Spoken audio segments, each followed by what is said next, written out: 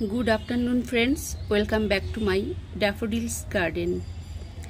चलुन बंधुरा आपनादेर आज के एक ग्रीष्मकालीन फुल गाछेर संगे परिचय करिए दी। सेई गाछटी देखुन, टेकोमा। आपनादेर सामनेई गाछटी आछे, आपनारा अनायासेई देखते पाच्छेन। गाछटी होच्छे टेकोमा एबं एटा ग्रीष्मकालीन फुल गाछ। এই গাছটি কিন্তু মার্চ মাস থেকে আপ টু অক্টোবর পর্যন্ত কিন্তু বা অক্টোবর নভেম্বর পর্যন্ত ফুল দিয়ে থাকে এবং ফুলগুলো দেখুন খুব সুন্দর। এখানে অরেঞ্জ কালার অর্থাৎ গেরুয়া কালারের ফুলগুলো দেখা যাচ্ছে। অনেক সময় এই গাছটি কিন্তু লতানো হয়। আপনারা যদি নার্সারিতে গিয়ে লতানো টেকোমা চান আপনারা কিন্তু পেয়ে যাবেন। অনেক সময় এই কালারটা আর কি ফুল গাছের ফুলের কালারটা কিন্তু এখানে অরেঞ্জ আছে গেরুয়া, অনেক সময় ইয়েলো হয়। তো আপনারা যে যার চয়েস অনুযায়ী আপনারা কিন্তু নার্সারিতে গিয়ে চয়েস করতে পারেন। দেখুন আপনারা এই গাছটির কিভাবে পরিচর্যা করবেন একটু জেনে নিন।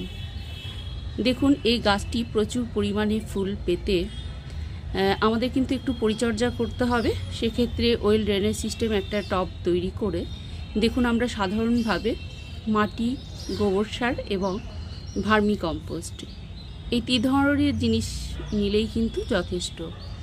এবং দেখুন এই যে বর্ষা সামনে আসছে, বর্ষার আগে আগেই দিয়ে দিন একটু খাবার।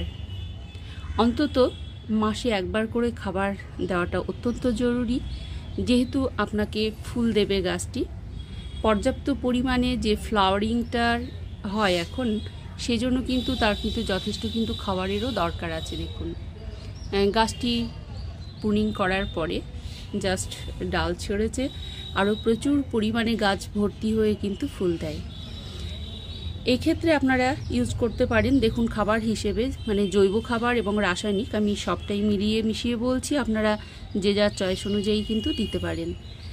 দেখুন আপনারা 1 চামচ দিবেন শিংকুচি, 1 চামচ হাড় গুঁড়ো, 1 চামচ বাদাম খোল এবং 1 চামচ নিম খোল।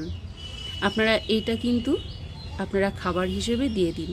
এবং মাটি তৈরি করার সময় গার্ডেন সয়েল, ভার্মি কম্পোস্টটা অলরেডি থাকছে, তখন আপনারা সেই সময় লিফ কম্পোস্ট বা কিচেন ওয়েস্ট কম্পোস্ট আপনারা ইচ্ছে করলে দিতে পারেন এবং কিছুটা পরিমাণে স্যান্ড দিতে পারেন যাতে ওয়েল ড্রেনেজ সিস্টেমের জন্য।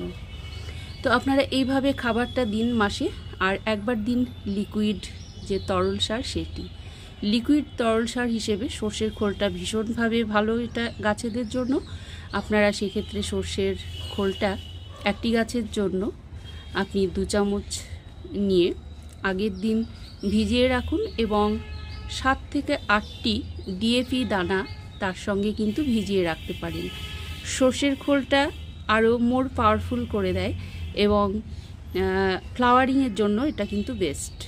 আপনারা কিন্তু পরদিন কিন্তু সেটা লিকুইডটা কিন্তু জলে মিশিয়ে, ভালোভাবে জলে মিশিয়ে কিন্তু আপনারা লিকুইড একদম ডাইলুট করে, বন্ধুরা আপনারা কিন্তু ইচ্ছে করলে সিঙ্গেল সুপার ফসফেট যেটা, সেটা কিন্তু 1 চা চামচ মাসে একবার কিন্তু প্রয়োগ করতে পারেন। এটা কিন্তু বেস্ট ফ্লাওয়ারিংয়ের জন্য। আপনারা প্রচুর পরিমাণে ফুলটা পাবেন গাছ ভর্তি হয়ে। আপনারা ইচ্ছে করলে মাসে আরও একবার অল্টারনেটিভ ওয়েতে এটা করবেন। এবং যে লাল পটাশটা আছে সেটাও কিন্তু আপনারা 1/2 চামচ টবের কানা বরাবর আপনারা গাছে কিন্তু দিয়ে দিতে পারেন। তাহলে কিন্তু আপনারা কিন্তু প্রচুর পরিমাণে কিন্তু ফুল পাবেন। তো বন্ধুরা দেখুন এইভাবে আপনারা গাছের পরিচর্যা করুন এবং ঠিক প্রচুর পরিমাণে ফুল পেতে ঠিক এই সারগুলি আপনারা ব্যবহার করুন। আপনারা জৈব উপায়ে এবং রাসায়নিক উপায়ে আপনারা যে বন্ধুরা যে ধরনের সার পছন্দ করেন আপনারা সেই ধরনের সারগুলোই আপনারা প্রয়োগ করুন গাছেদের জন্য প্রচুর পরিমাণে ফুল পেতে। তো ঠিক আছে ভিউয়ার্স, ছোট্ট একটি ভিডিও, আশা করব আপনারা স্কিপ না করে পুরো ভিডিওটি দেখবেন, ওয়াচ আওয়ারটা দেবেন। Take care.